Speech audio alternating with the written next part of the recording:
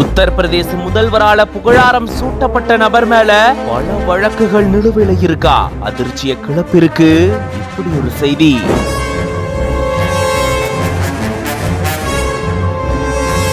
கும்பமேளால 30 கோடி ரூபாய்க்கு மேல வருமானம் ஈட்டியிருக்காரு பெருமிதத்தோட தெரிவிச்ச முதல்வர்.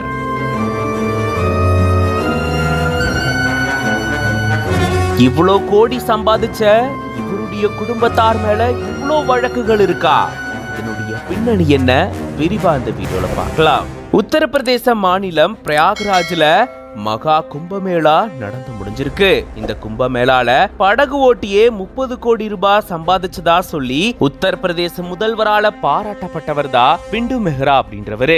பிரயாக்ராஜ்ல இருக்கக்கூடிய அரேல் பகுதியை சேர்ந்தவர் தான் இந்த பிண்டு மெஹ்ரா அப்படின்றவரு. இவருக்கு சொந்தமா 130 படகுகள் இருக்கிறதாகவும் இந்த படகுகளை பிரயாக்ராஜ்ல கும்பமேளா அப்போ பயன்படுத்தி இதன் மூலமா 30 கோடி ரூபாய் இவரு சம்பாதிச்சதா சொல்லப்படுது. ஆனா இவர் மேல கொலை வழக்குகள் உட்பட பல குற்ற வழக்குகள் பதிவாகி அது தொடர்பான விசாரணை போயிட்டு இருக்கிறதாகவும் கூறப்படுது. அதே போல இவருடைய 2 சகோதரர்கள் தந்தை மேலையும் பல வழக்குகள் நிலுவையில இருக்கிறதா கூறப்படுது.